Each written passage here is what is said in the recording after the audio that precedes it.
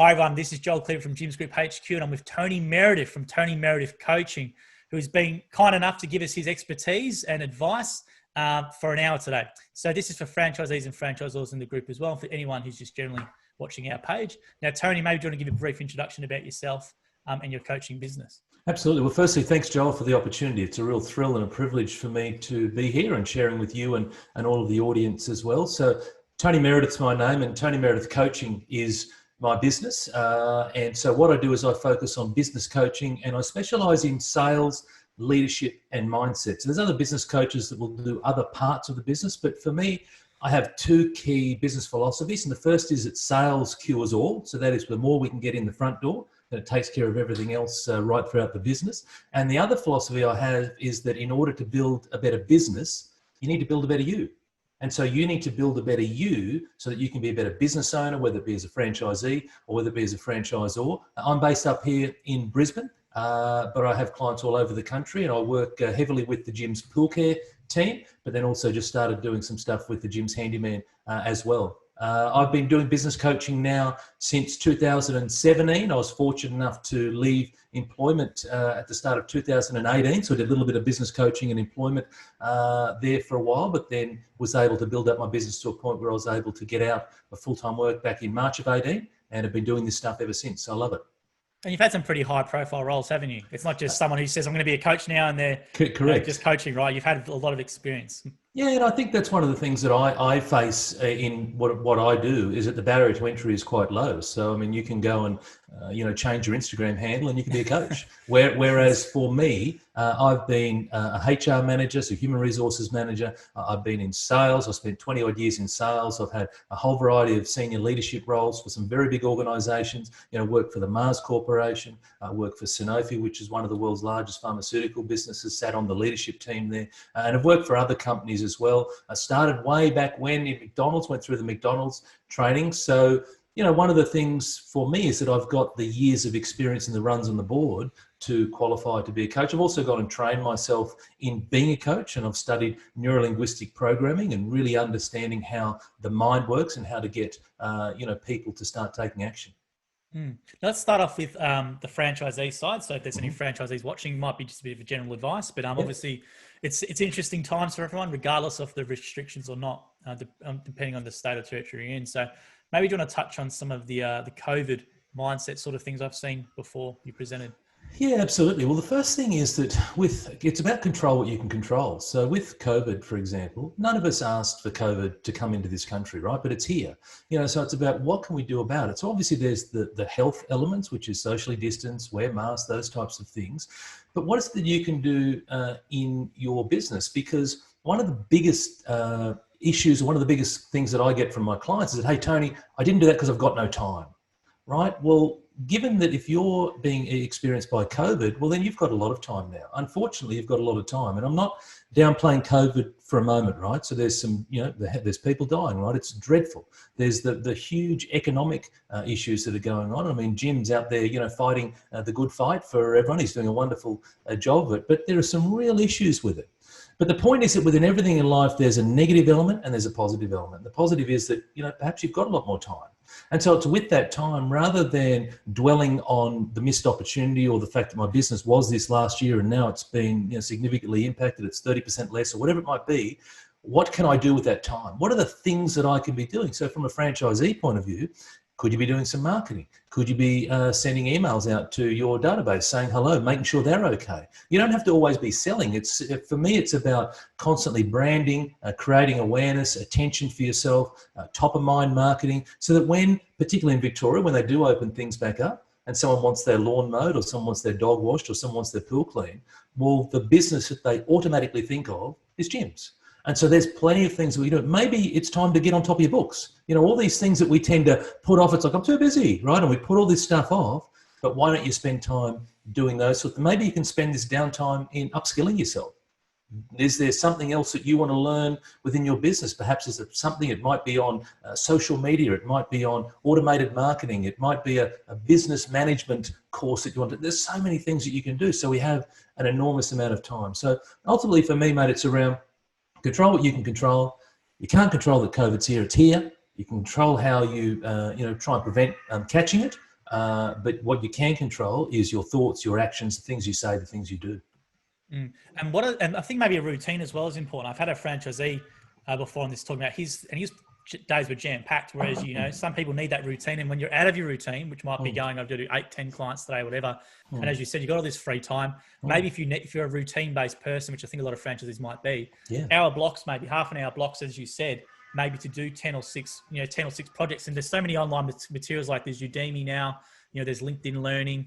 YouTube, for example, just make sure you get a good person you're following. There's so much material on there that you can access and do and build improve your business during this time. Oh, absolutely. And again, because we're like you said, we're out of our routine. And so it's about creating some structure. If you're someone who likes structure, then create that structure. And ultimately, that's how you're able to jam a lot in. But again, what I see a lot of people doing, Joel, and this is not just exclusive to gyms, this is general in business. We sit here and we dwell. We dwell on the missed opportunity. We dwell on the fact that sales are down. We dwell on the fact that things aren't the way they used to be. And the reality is it's never going to be the way that it used to be. Like yes, it'll get better, but we will learn as a society, we will learn a lot from this. And there's been so many examples in the past where big events like this happen and things change forever. You take September 11 in 2001. Now, when you go and hop on a plane, there's all sorts of processes and rigor that you need to go through. So things change and things change, for the better. So the same will happen here. There'll be changes that come out of this. There'll be some great changes. One of the changes that I believe that happen is that there'll be more flexibility around where people work, so for, it used to be, hey, everyone needed to be in the office, do the commute into town. Well, I think there's going to be some changes around that. So it's not going to be the way that it used to, but that's okay. Again, it comes back to what can you do for you or for your business during this particular time to set yourself up, because everything has a latency effect. So that is, you don't do something today and then miraculously tomorrow everything's amazing. You've got to chip away, chip away, chip away, chip away. And when you're persistent and consistent with this, then perhaps you do something today that has effect in 2 or 3 months. And now for the pool care guys, that's fantastic because that's coming into the best part of the season. I also know there's other parts or other divisions within the gyms group that are seasonally based as well. So what are the things you can do now to set yourself up so that you have an amazing spring, summer, and so forth? I think just the mindset to try something new as well. Like, a lot of people say, I don't like, let's say, social media or whatever. Well, give it a go. You got time now to try something new and maybe learn something new, and you might surprise yourself with that sort of stuff. And I think franchisees as well can use their franchisor a lot more maybe during this time as well in regards to helping them with, what are some email templates I can send to customers? I want to do a bulk SMS. What's the best way to do it? These resources that they can probably be too busy for before to access, they can do so now. And maybe do you want to touch on what you said before about change? Because a lot of people don't like change. How do you help people change that mindset? Absolutely. Like yeah. So it's a really simple formula. It's called awareness plus action equals change. That's it. So we need to be aware. Now, the challenge is that the way in which we operate, the way in which we're wired, we operate from our subconscious. So that is our values, our beliefs, they sit in our subconscious, and they've been there for many, many, many years. It may have been, when we were teenagers, it may have been some experiences with our parents, with friends, teachers, colleagues, the news, etc. We've got all these beliefs, and a lot of them are limiting beliefs, right? And so the first thing is we need to create awareness around how we're acting. I'll give you an example. So picture you're driving down the road, and you're driving along the road and someone cuts you off, right? And so what do people do? Typically it's, honk the horn, they might flip the bird, they'll get angry, they'll swear. That's them operating from their subconscious. They're doing that automatically, not even thinking about it. And so that's how this stuff works. Though 90% of our thoughts that we have are the same as yesterday and the day before and the day before. So we have to be able to break that cycle. And so the really simple things that you can do to break the cycle is at the end of every day, ask yourself 2 questions. The first question is, what did I do well today? And I always want to start with what did I do well, because whenever I meet someone, if I was to say to someone, how you going? Typically what I'll get is this massive tale of woe. It's like that fell over, missed opportunity, what, right? Story after story. But this is you by yourself at the end of the day, and you say, what are the things that I did well? I want you to really focus on the great things that you did, because there's a whole power in that, right? There's a power in gratitude and getting yourself in a good mindset. The second question you want to ask yourself then is, what can I do differently? Not what went wrong and hammer yourself about a missed opportunity that happened in the day, because again, go back to what I said earlier, it's happened. So whatever you did whatever, we did 2-3 minutes ago, 5 minutes ago, 5 hours ago, it's happened, right? But what are the things that I want to do differently? So again, I'm asking myself these questions at the end of the day. Tomorrow, when my feet hit the floor, what are the things that I want to do differently? And it might be a case of that, I recognize that maybe I procrastinated during that moment. Maybe I acted with fear. I didn't do the thing that I said I was going to do. And, deep down, maybe there was a fear there. And ultimately it's fear is the biggest reason that stopped people from moving forward, And so, like you said, maybe I put off doing that social media post again. Perhaps because I'm fearful of no one liking it. Perhaps I'm fearful of someone commenting and saying something nasty to me, whatever it might be. So hence it's easier for me to avoid it. So it's what did I do well? And then what can I do differently? And when you ask yourself that often enough, what happens is now you're starting to increase your awareness. But just because you're aware, that's not the only secret, because now you've got to act on it. Right? So just because you know something, the saying is to know and not to do is to not know at all. So just because you know something, if you choose not to act on it, then it doesn't matter. So it's about create the awareness of yourself, and then it's about taking action to improve, and whether it be overcome fear and leaning to that procrastination or whatever it might be, just take action. And the other thing that I'd say to people from a change point of view is don't try and change everything all at once. Do one thing. Do one thing. Do one thing today that's different from yesterday. And tomorrow, perhaps you do a second thing. And when you do 7 of those in a row, you look back at the end of the week and go, oh my gosh, look, I've done those things that I never thought was possible. And so perhaps it could be a sales call. You may be wanting to, wish that you could speak to a property manager. For example, whether you're in, doesn't matter what division. I mean, a lot of your divisions all link back into the real estate offices and the real estate property managers, right? So it's like, well, perhaps we're fearful of doing that call or that visit. Just do one. Do one. Build the muscle. Do another. And guess what happens? Over a period of 7 days, 30 days, whatever it might be, then all of a sudden you become highly proficient and skilled at it. And it's no longer the fear that you originally thought it was. And how often does that happen? When we got this thing in front of us and we play it out, we think, oh my gosh, this thing's going to be, it's scary, and you do it and you come out the other side and you go, that wasn't that bad after all. What was I worried about? And we do it all the time. And I think a lot of business owners as well, they should look at what they've done by actually taking the action to have the confidence to buy the business. I think that's probably the scariest thing in their whole journey. So an outsider looking in, that's the hardest thing you've done, is made a decision to buy a franchise or buy a business, put your money on the line and take action and do the training. That's probably the most hardest thing you've had to do. Yep. So, everything else, just give it a go. And as you said, constant progression is better than no progression. Just taking a little step every day, if it's 1% better or not. But I think what you said, which is really great, is giving yourself a bit of a pat on the back for what you did well. It's so many people want to focus on the negatives all the time, but give yourself some kudos for what you did well. Now, what I want to talk about now is the fear and the progression from becoming a sole trader to, let's say, a 2-man, 3-man operation, expanding operation. A lot of franchisees want help trying to transition from that sole trader business, where they've got a good business, don't get me wrong, it's great, but they want to do a little bit more and more and more, but they get stuck sometimes. What some advice do you have from going from a sole trader, let's say, to expanding your operation? Well, one of the big fears that people have is they're worried about the staff not doing the right thing. Right. And perhaps they've had an experience that maybe in a past, maybe in a job that they were in, there were some staff members who didn't always do the right thing.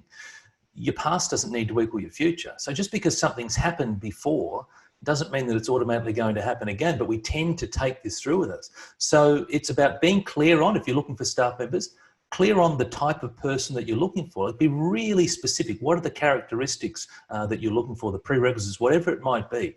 And then it's about spending time and supporting them, right? And recognizing that you work for your staff members, not the other way around. So spend time with those people, educate them, help them grow your business, because collectively you're in this together. And also recognize that if you've not hired staff before, you're not going to get it right from the first time, and that's okay. Because I have been a people manager for a very long time, but I wasn't a great people manager when I first started out. But I learned skills, I stuck with it, etc., challenged myself to grow, and here I am. So one of the things is to recognize that you're not always going to get it right, but be open to trying new things. The other thing it comes down to, Joel, for me is what's the goal for your business?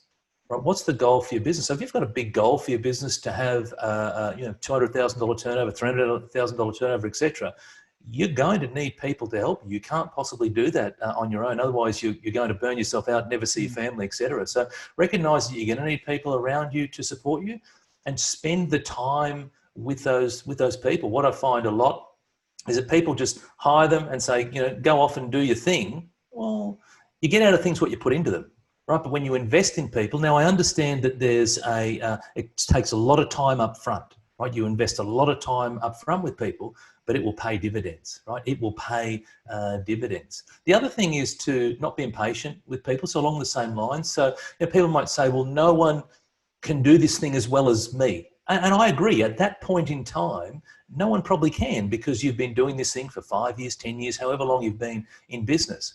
But could someone be as good as you? Perhaps they could. Could someone refine and build those skills and whatnot? Of course they can, right? So it's about recognizing that if your goal is to create, several $100,000 turnover business, you need to have support. You need to take the time in selecting the right person, but then you need to spend the time in making sure that that right person is going to be a good fit for you. I think that's a good point. I'm not speaking for all franchisees, but I do think, Tony, sometimes they might just do that, hire someone and then maybe just say, off you go, without that really investing that's their time, which is the most important thing, into training that person to do a great job. And we all know with the complaint system and how tough Jim is on complaints, you probably really do need to take maybe a step back in your business. You maybe earn a bit less money for a bit to invest that time into someone, which is a risk, and I can understand be scary for someone. But as you said, to build that really big business, they're going to have to do that.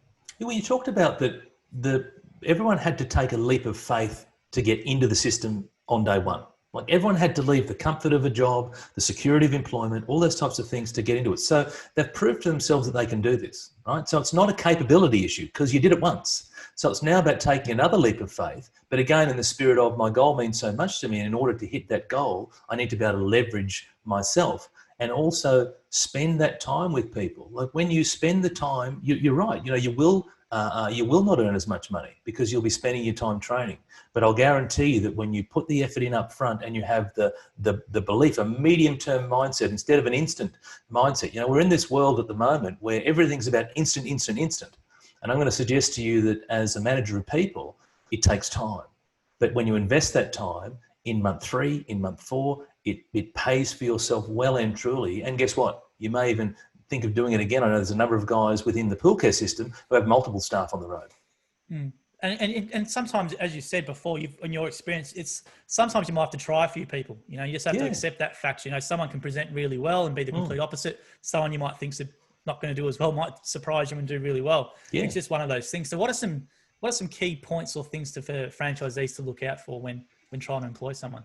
Again, so go back to the point I made around get really clear on who you're looking for, as opposed to, I'm just looking for someone, right? So that's about that wide, right? So it's about what are the types of skills that you're looking for. And also recognize that, and I was having this conversation with a client yesterday, they were looking for someone to fill like about 7 or 8 different things. And it's like, I think that person's a unicorn, right? So if they don't exist, it's like, just be clear and narrow down the focus. And then to your point, you spend time with them.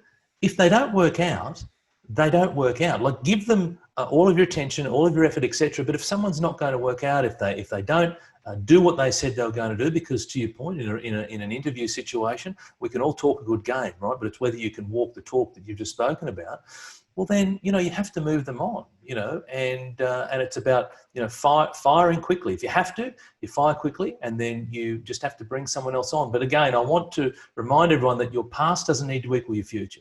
If you've got goals to grow your business, and yes, you may have had a bad experience. We've all had bad experiences. I've had businesses that have gone bust in the past, right? Well, I'm in business now. So my point is that I didn't let that affect my future. And the same with recruiting. If you've had a bad experience in before, it doesn't mean that every time that you go and recruit someone, they're going to be a bad egg. It's just that, yes, that occasion may have been, but it's about get out there and look harder for the person that's going to fit what it is that you're trying to achieve. I think it's very important, Tony, that point, not getting discouraged by your failures. And you probably, and if you have to have failures to learn. You're not going to succeed in everything. And people, probably that mindset's really good. Like, you had a failed business before or failed businesses, and you've been able to compartmentalize it, take your lessons and move on. And now you're very successful doing what you're doing. So franchisees need the same mindset. They're already successful doing what they're doing, which is great. But just try a few things. And if you do fail, you're going to learn a lot more from them and put your processes in place and and be able to build a bigger and stronger business long term? Well, the reality is that the first time that we do anything, it doesn't matter what it is. You touched on before about social. I know that you're in the marketing space with Jim. The first time that we try social, it's not going to work. The first time that you go and speak to a property manager, it's probably not going to work. But it's about having the determination, the persistence to go, okay, well, what went well? So again, those two questions that I get people to ask at the end of every day. As a sales manager, I would sit alongside of my sales reps or my sales managers, and we'd come out from the end of the call and I'd say, hey, what went well? What were the good things about that particular call? And what were the things that you'd like to do differently? And so that's where I got this idea from many, many years ago. So you can do the same. You go in and speak to a property manager and you come back and you sit in your car and go, okay, well, what went well? What were the things that I did well? And what were the things that I do differently next time? And then you get back out and you do it again, and you get back out and you do it again, and you do it again. And it's always about, you touched on progression beats perfection. I know far too many people, Joel, that fail to even take one step because they want everything to be lined up perfectly. Right? It's about just get moving. And I see this, so for example, the name of my business, it's my name. And what I'm going to do a bit of coaching, right? So it's Tony Meredith Coaching. Whereas I see people all the time get so caught up in the name and the logo and the look and all these types of things. That's like, just take action. Just take action. And here's the thing. I could change my name in a heartbeat. I'm not wedded to that particular name, right? So it's just about just take enormous action as opposed to lining up and expecting things to be perfectly. Because when you start something, you will fumble, you will stumble, but that's cool, right? That's called growth. That's called get out of your comfort zone and keep going and refine that skill. And over a period of time, you're going to be great at it. Absolutely. And most franchisees, they're already great at giving things a go and learning new skills and stuff. So just apply that to your other parts of your business and, start building some big businesses. So with the pool care guys, where are they finding their employees from? Or where are they getting their talent? They come from a variety of places. You've got white collar, blue collar, you've got accountants, you've got mechanics, you've got civil engineers, quite a variety. One of the great things about the pool care business is that you don't need to have a qualified trade. So all the training is on the job. So obviously there's the 3 days of Jim's training, which I know is a little bit different given current circumstances, but you've still got to do that training. Then they've got the 10 days of on the job training. That's learning the skills to be an effective pool cleaner and pool maintenance and filter installation, etc. And then we've just introduced sales and marketing training as well from yours truly. So I help them get out there and sell themselves and market themselves. And there's some other formal qualification as well around the Certificate 3 in pool and spa safety. So there's an enormous amount of training that's on the job. So it doesn't matter where they come from because we're able to help them get up to speed and be great pool cleaners. But for me, and this applies to all businesses, again, not just gyms, the hard bit is the business aspect. The easier bit is, hey, I've been a great accountant, or hey, I've been a great plumber, or hey, I've been a great whatever. I'm great at that particular task, right? I'm a great lawnmower, whatever it is. But there's a difference between being a great lawnmower or a great dog washer to being the great owner of a dog washing business. And there's a distinct difference. And so that's one of the things that we work really hard on. Let's talk about that distinct difference then. What is that difference for people watching? Well, so the big thing is you've got to get out there and sell and market yourself. You're responsible, right? And so I know that people come into a franchise and they come into this business obviously from Jim's name. That's the first thing that they come in for. And the second thing is that the processes, the systems, etc., are laid out in front of them, which is terrific. There's also the Jim's leads side of things, which is great.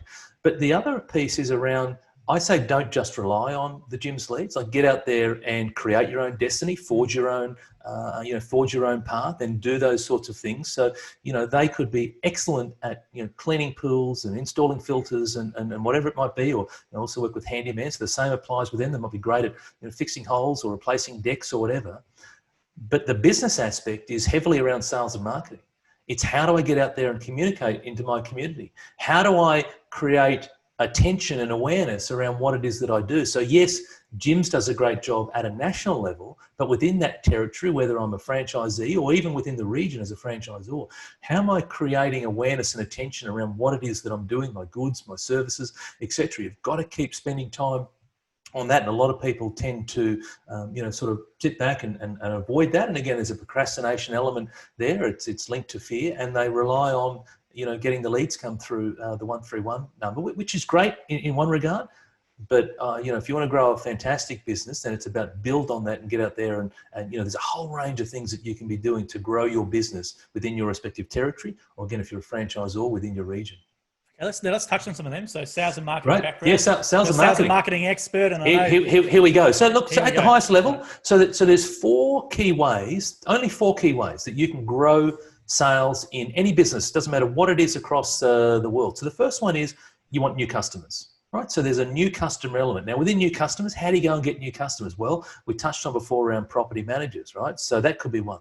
So identify who are the types of people that you'd like to speak to. So again, in the pool care game, we've got pool builders, we've got property managers, we've got owners of hotels and motels, strata management, wherever there is a pool, council, right? Wherever there is a pool. So again, think back to your business. If it's dog wash, so dog wash. I'm just going to make this up now, but it could be, get down to your local dog park in Queensland. They've got dog parks everywhere. Go to your local veterinarian, your local pet store, etc. Where are people going who have got dogs?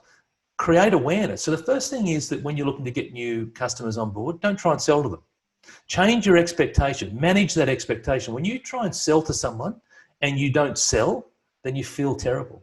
But if your goal is to, I'm just going to create attention or awareness around what it is that I do, and that's it. I'm just going to say that I'm from Tony's Dog Wash, or Jim's Dog Wash, and I'm Tony, the local franchisee, and that's all I'm doing. Well, then it's a whole lot easier to achieve my objective. And then when you do that once, again, like we said before, just start with one and keep going and keep going and going. So the first is to get new customers. There's a whole range of other ways you can get new customers through, social media. I know that you guys have some different rules around social media. So speak to your local franchisor in that regard. But whether it be social media, join networking groups. So it might be a BNI, but also, one of the things that I think is a huge opportunity is that you guys here are part of 52 divisions. Like, you don't need to go to a networking group if you don't want to. You've got your own networking group. Like, link up in your local territory with, the dog wash person, the mowing person, the plumbing person, the electrical person, handyman, pool care, whatever it might be. Grab a coffee, or if it's restricted given what's going on, have a Zoom meeting with each other. See how you can help each other out. Because to me, the property manager in particular, the real estate office, seems to be quite pivotal to a lot of different elements within, or divisions within the gym's business. So someone may have a better relationship than someone else. So how can we then leverage that to help each other? So it's all around getting the new customers. The next way is then what I call basket size or cart size. So that is putting multiple products into a basket. So instead of going there and selling one product, is there something else that I can sell? Now, McDonald's pioneered this, right? You used to go into McDonald's many years ago and it was, would you like fries with that burger? Would you like a drink with that burger, right? So the same applies within the pool care side of things. They have the ability to make money three ways. So the first is through cleaning and maintenance of pools. The second is through the installation of the chemicals, your chlorines, your salts, etc. But the third way is through the sale of equipment. And they can sell anything from, pool scoops and pool brooms right the way up to, filters worth $2,500 and anything in between. So you have this ability to add an additional product in. And so at the conference last year for the pool care team, we talked about, instead of just going and doing a $100 pool maintenance, we identified that there was this gauge that sat on top of a filter, which is about $30, and sometimes it would get a bit faulty. So let's have a focus on that for 1 month. Let's focus on, are there any faulty gauges that we can replace those? Now, instead of having a $100 service, now if we turn that to $130, we've increased that transaction by 30%.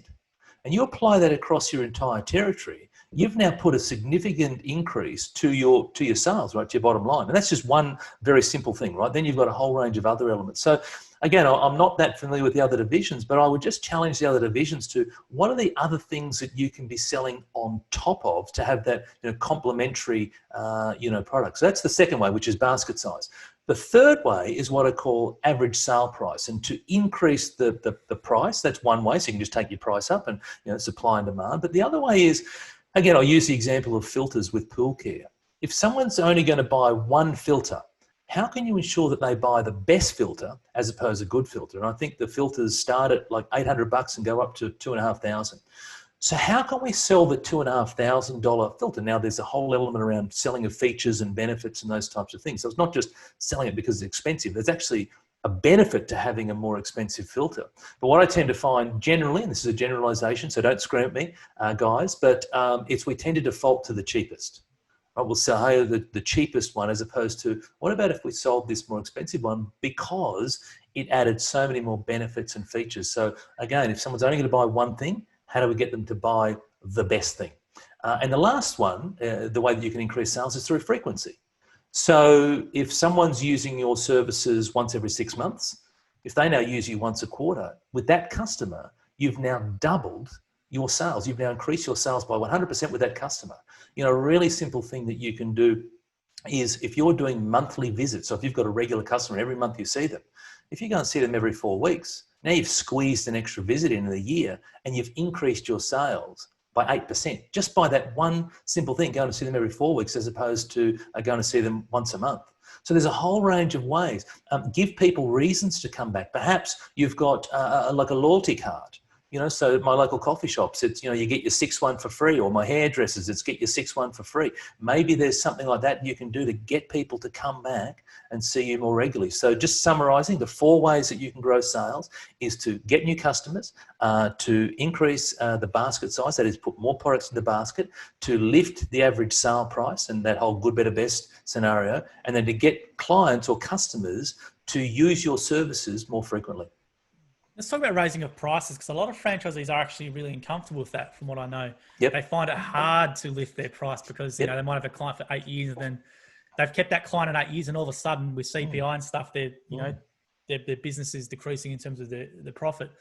How do you go about raising prices, and what advice would you give for that?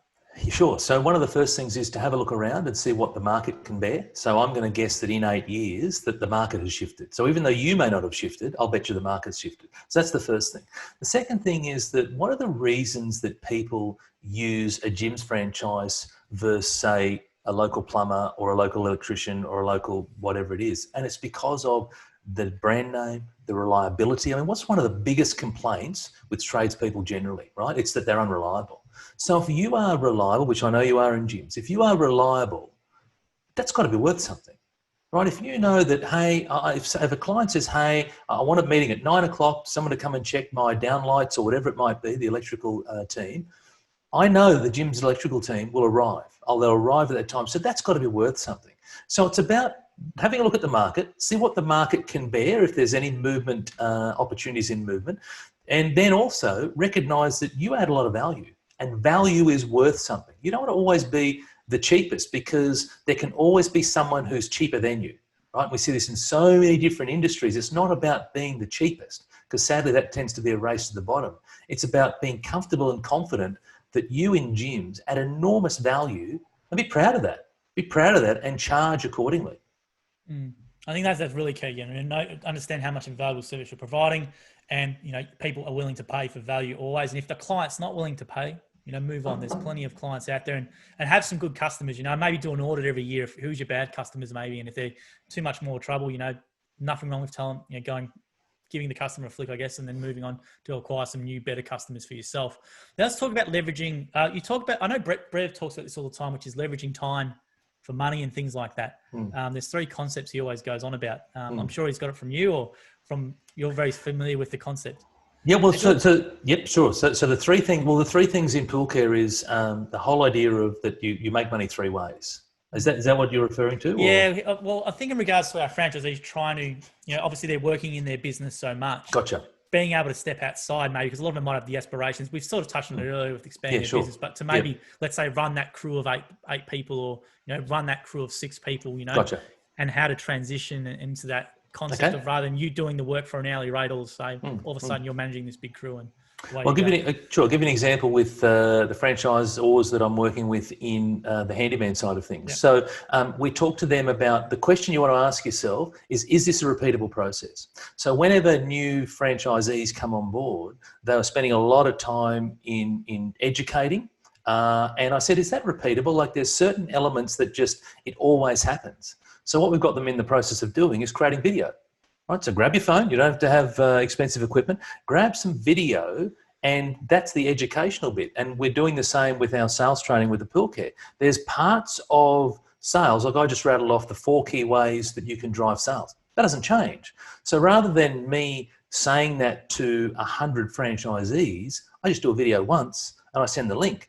Then when you have the conversations, now the conversations are, hey, you saw the video, what do you think about it? So you're leveraging yourself. So you want to ask yourself, and this applies to everything, is this a repeatable process? You don't have to go and do videos on this, but it might be, what can you outsource?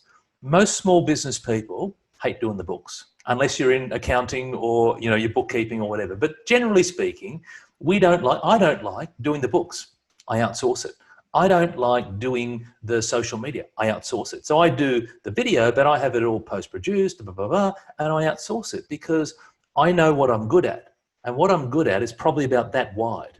And all this other stuff in the periphery, I'm not very good at it. And I don't want to be good at it, right? And so it's about recognizing that how can I then outsource certain tasks so that people who, they love doing that stuff, they're good at it, they take that on. So for example, I use a VA or a virtual assistant.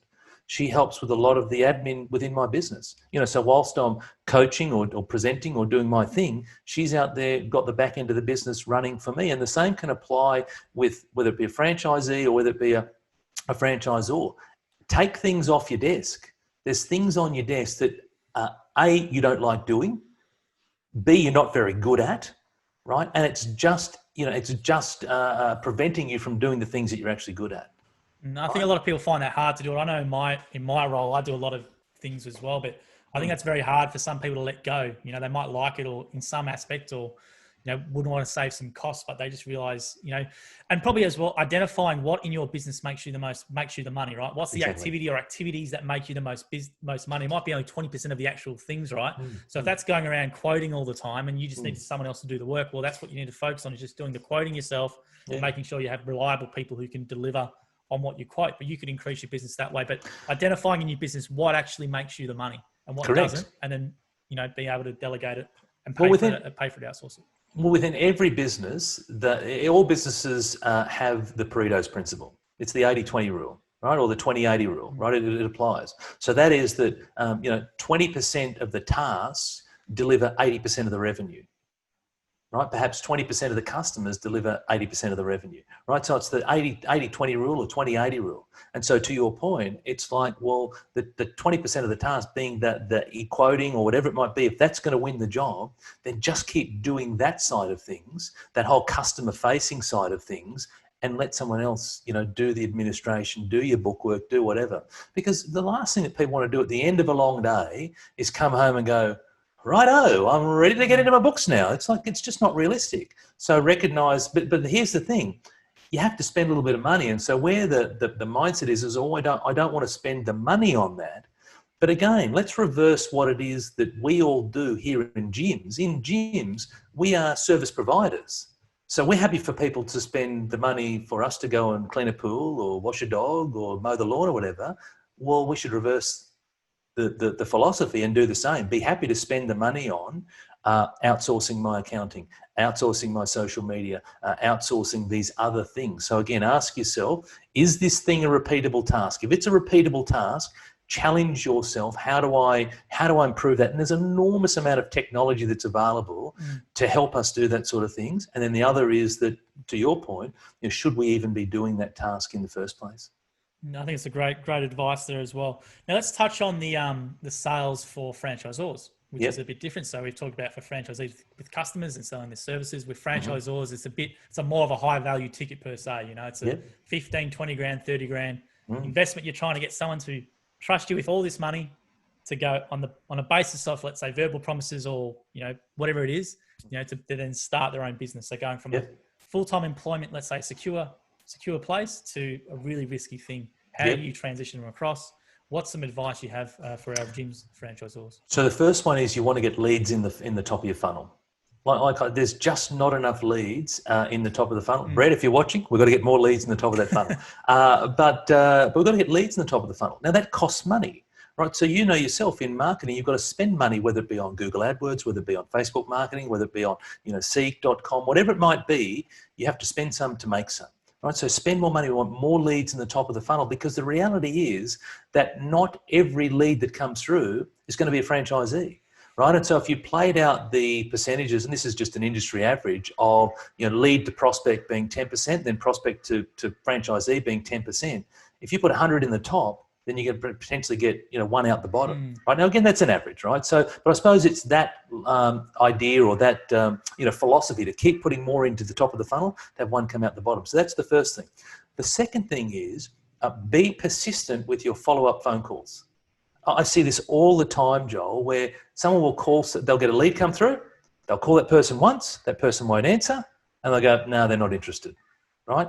Here are the facts, right? The facts from salesforce.com, that 8% of business happens on or after the 5th point of contact.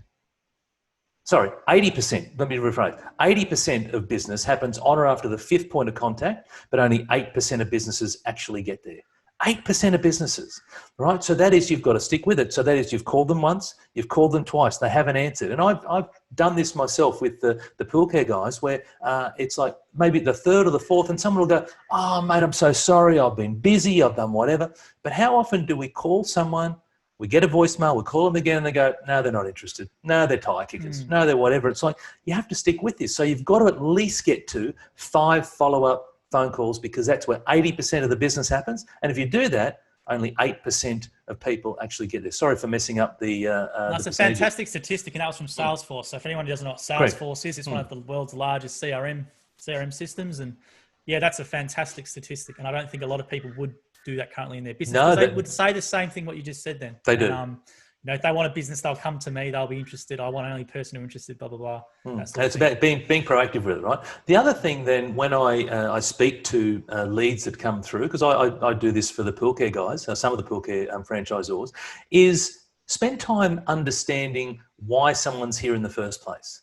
What is it about pool care that they're even here? Like, we tend to go into sales mode, right? But selling is not speaking. I know that I'm talking a lot today, but selling is not speaking. Selling, actually, the 2 most powerful weapons that you can have in your arsenal for selling is listening, questions and listening, right? And so the old adage of, you've got 2 of these and 1 of these, listen twice as much as you speak. So you want to ask plenty of questions. And the questions that I ask early on is, why? Why'd you put your name down for the pool care business? Why pool care specifically? Why gyms? You know, I'm asking a lot of why questions early on, because I want to understand why they're even here in the first place. Then from there, then I can shape the rest of the conversations. The other thing too is, I'd suggest for all the franchisors is have a script.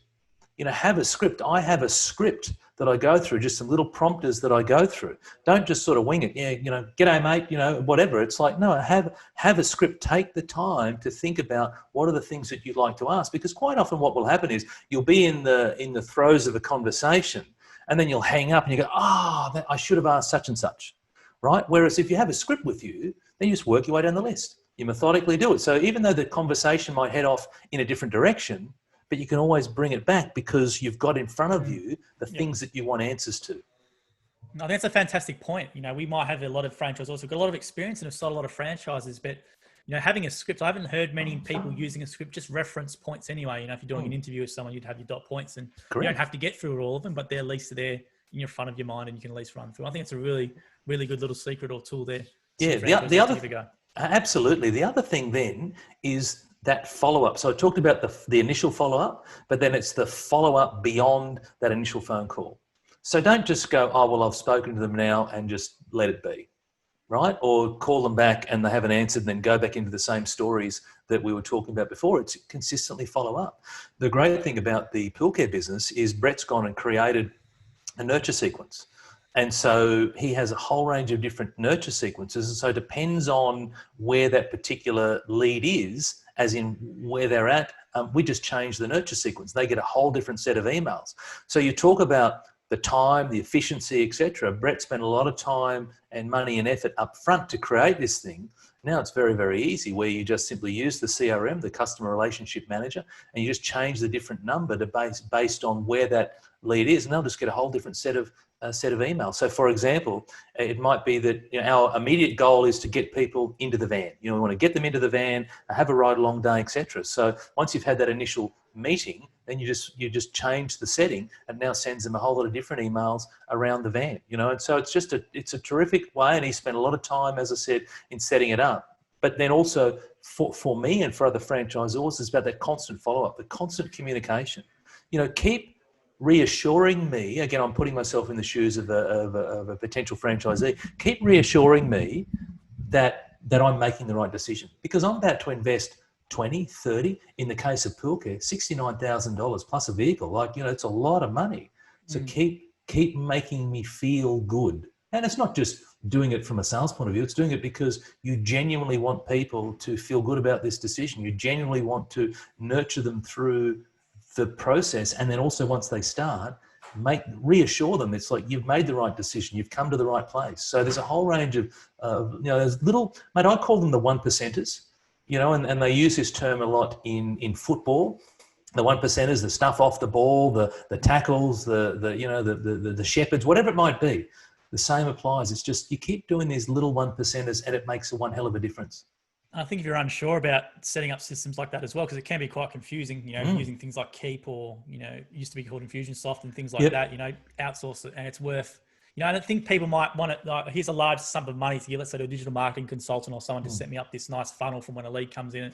As you said, go through the nurture sequence, but that money, that investment up front could lead to an extra sale or two every year, and it pays for itself. And that's the mindset you've got to have. You've got to spend money on those to systemize your inquiry business or processes if you're not that confident with it. A lot of franchisors have set up their own ones, which are great.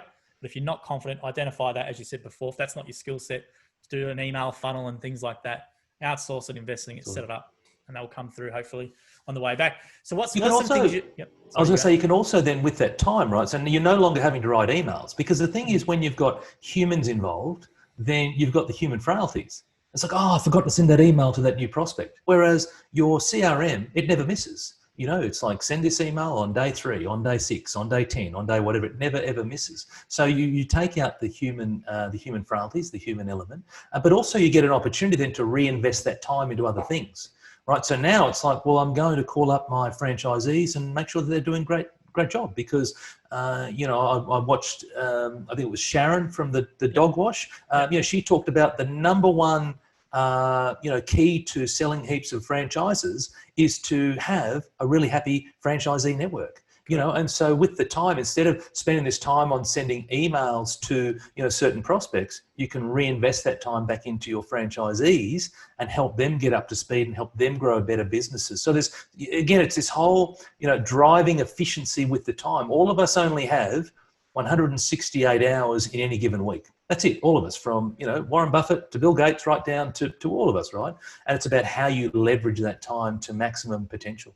Absolutely. And I think we have some technologies in gyms, which franchisors watching, like, the FSO Assist or Jimbo app, which is going to have a CRM functionality built with it before inquiries and stuff like that. Yep. But I think as well, what you said is really important. What Sharon, says as well, is the supporting of the franchisees, because they'll sell the business for you.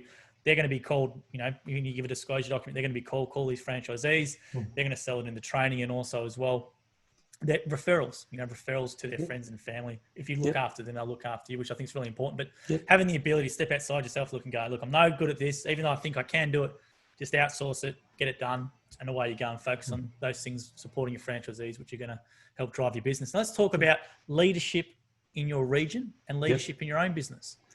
What does that mean to you, Pharrell? So this might be an obscure question, but how does someone lead in a sole trader business, for example? How can they be a leader? Obviously, they might get a crew person on, or for regional franchisors who are leaders, let's say with 30 franchisees, 50 franchisees. Yeah, sure. So firstly, it's important to note that leadership is a behaviour, not a job title. And I see this all the time. I've worked in some very big businesses with plenty of employees, and also, the clients that I deal with now. Leadership is a behaviour. We all can lead. Leadership can be doing what you say, being punctual, setting high standards, following through. That's leadership. Good customer service. That's leadership, right? Creating routines for yourself. That's leadership. You can do all of those things on your own, right? And so it's about, leadership is a behavior, and you take that with you. When you meet people, you dress up well, you present yourself well, you're very articulate when you meet them, right? You're very courteous, whatever. That's leadership. That's and then there's the obvious leadership being, if you're a franchisor or if you're a franchisee with staff, then there's that leadership, right? And that is about, again, the leadership is the behavior, is that you need to lead from the front. So if you're a franchisor, that's where the culture starts from. The culture doesn't start from the bottom. The culture starts from the top. And I appreciate that in gyms, obviously it starts with gym, but within your particular region, if you're a franchisor, the culture of that region starts with you. You get to set the tempo, the pace, etc. So if you're a bit lackadaisical, a bit slack, a bit slap happy, well, that's the culture you're setting. Well, that's not leadership, right? So it's about, what would you like to your particular region to be like? So it's about investing time with people. We talked earlier about you've got to spend time with people to get the results. You can't just go, hey, there you go, all the best, I'll do my monthly call and she'll be right, mate. It's like, invest in your people, invest time in your people, care for them. They've gone and invested in you, in your little business, and so invest back in them and help them grow phenomenally successful businesses, and whatever that means. So, there's a variety of different goals within the pool care business. We've got some of the guys and girls who are just happy to do 4 days a week and play golf for 3 days. Awesome.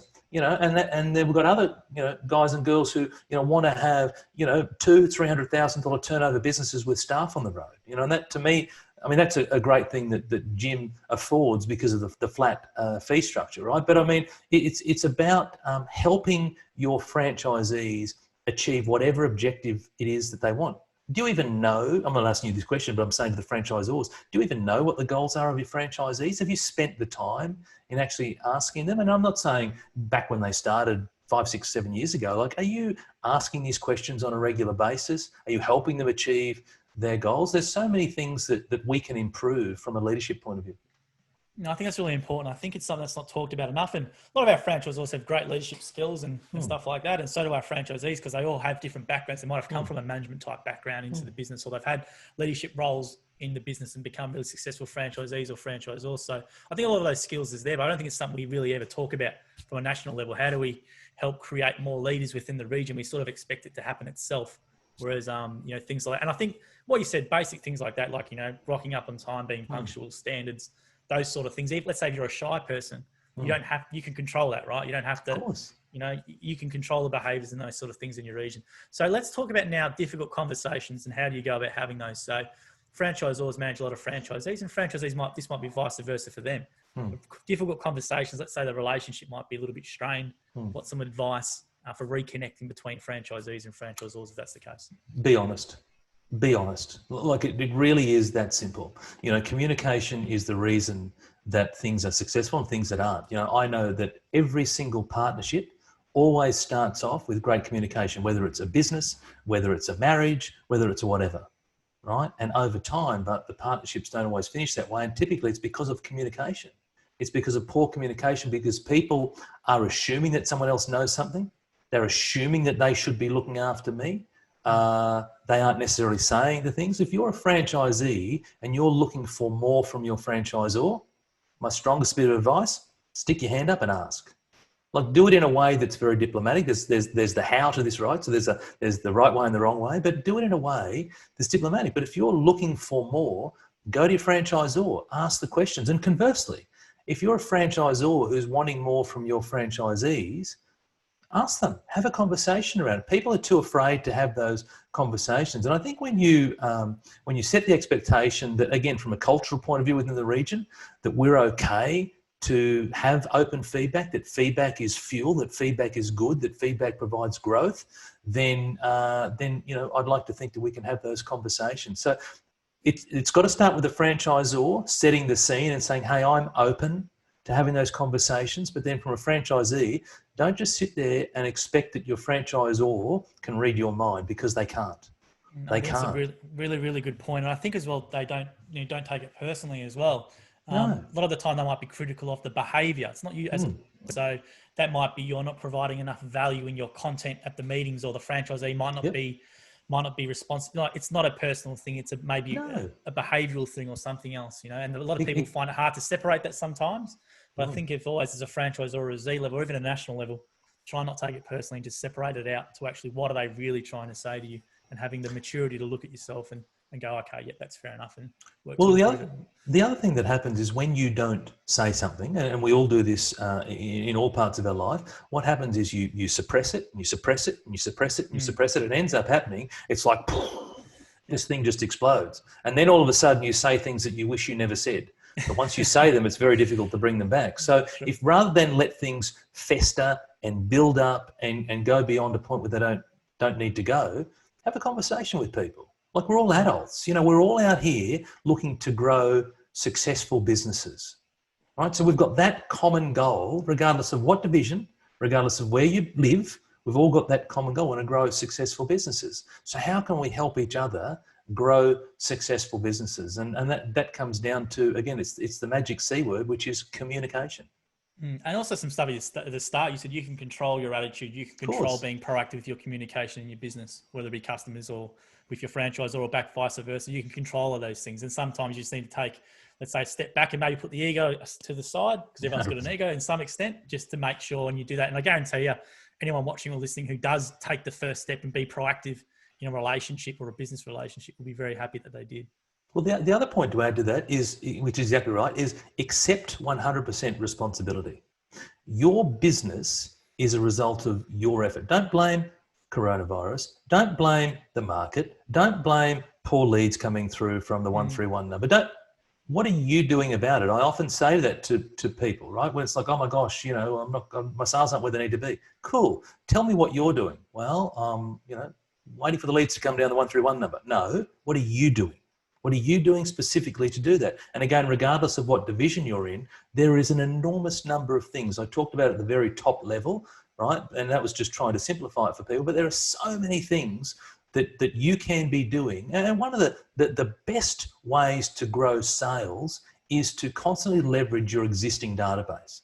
Right, we work hard to try and get new customers. Well, new customers are expensive because they don't know us, they don't like us, they don't trust us. Perhaps they know the Jim's brand, but maybe they don't know, Jim's dog wash in Manly Warringah, right? So we've got to build that relationship of know, like, and trust. But you've already got people in your database who have used you previously. They know you, they like you, they trust you.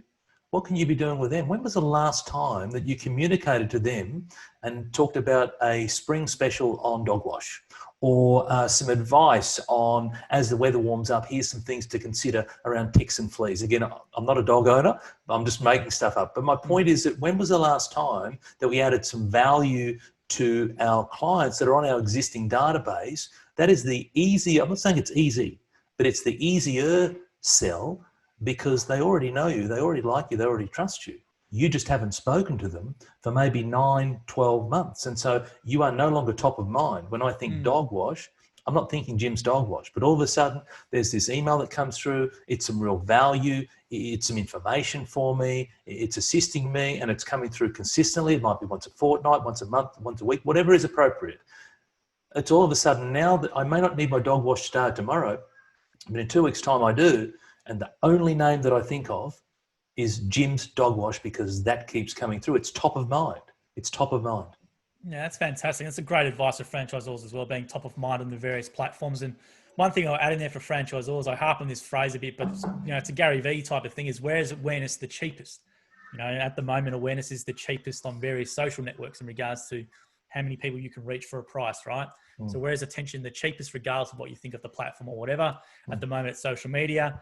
Back in the day, it was, let's say, TV. It was probably one of the only mediums where you could get so many people for a large amount of money, whereas now there's other avenues where you can get awareness, or where's attention on your brand for the cheapest. And same for franchisees as well. That'd be a free thing, right? If you have an existing customer base of people, I can grab their awareness for free by just doing some proactive action and emailing them, SMS, whatever it is. If you're not comfortable, It just takes effort. That's what it is. The difference between success and mediocrity is the ability to take action. That's it. It's no more complicated than, I'm not suggesting for a moment it's easy. This stuff is simple, but it's not easy. What I teach people is simple, right? It's simple things that you can action and activate straight away. It's just that people choose not to do it. It's just that people, and again, there's a myriad of different reasons. We don't have long enough to go through the reasons why they don't, but typically it stems around fear. That's the key reason, stems around a limiting belief. And the biggest limiting belief of all is the fear of being criticised by the people. It's a fantastic one there, Tony. We'll leave it there. We've nearly gone for an hour. I'd love to do this again at some stage as well. Sounds good. To go more in detail about some of these things, and obviously provide some more information about franchisees and franchisors. Now, do you want to give a link or some handles for where people can find you? Yeah, absolutely. So Tony Meredith Coaching, and you can find me on all good social media platforms. Tony Meredith Coaching, Insta, Facebook. Website is tonymeredithcoaching.com.au. You can also reach out to Brett Blair over in Pulcare. I spend a lot of time down there as well. But no, look, certainly Tony Meredith Coaching, and would love the opportunity to come back, Joel, and see how I can help the franchisees and the franchisors in grow their business, because it doesn't need to be as difficult as we make it out. Again, I'm not suggesting it's easy, but it's about just doing some really simple things. And when you do them consistently enough, you're going to have a successful business. That's fantastic, Tony. So please look up Tony online, guys, if you want to learn more. And we'll hopefully can do this again. I think we will. And try and maybe might do a franchisee specific one and a franchisor specific one, maybe. Love to. Perfect. In those two different things. But I really appreciate that, Tony. Thanks for your time today. Thank you, Joel. Really appreciate it. No worries.